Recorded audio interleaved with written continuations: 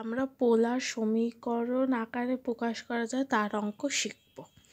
ধরে নিছি এক্স সমান আর কস থিটা, ওয়াই সমান আর সাইন থিটা, ওয়াই সমান এম এক্স প্লাস এ। এই অঙ্কটা এখন আমরা পোলার সমীকরণে রূপান্তরিত। ওয়াই সমান আর সাইন থিটা ধরছি, তাই লিখছি এম এম থাকবে এক্সের সময় আর কস থিটা প্লাস সি, আর sine theta minus M R cos theta সমান সি, আর কমন নিয়ে সি ভাগ sign minus M cos theta, আর সমান ট্যান থিটা মাইনাস এম সমান সি কস। উত্তরটা মিলে গেছে।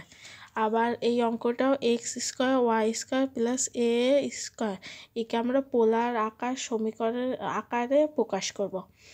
এক্সের জায়গায় আর কস থিটা হোল স্কোয়ার আর ওয়াই জায়গায় আর সাইন থিটা হোল স্কোয়ার সমান এ স্কোয়ার, আর স্কোয়ার কস স্কোয়ার থিটা আর স্কোয়ার সাইন স্কোয়ার থিটা সমান এ স্কোয়ার, আর স্কোয়ার সমান cos square plus sine square, মানে আরটা কমন ধরা হয়ে গেছে, cos square theta plus sine square theta সমান এ স্কোয়ার, আর স্কোয়ার সমান এ স্কোয়ার মিলে গেছে।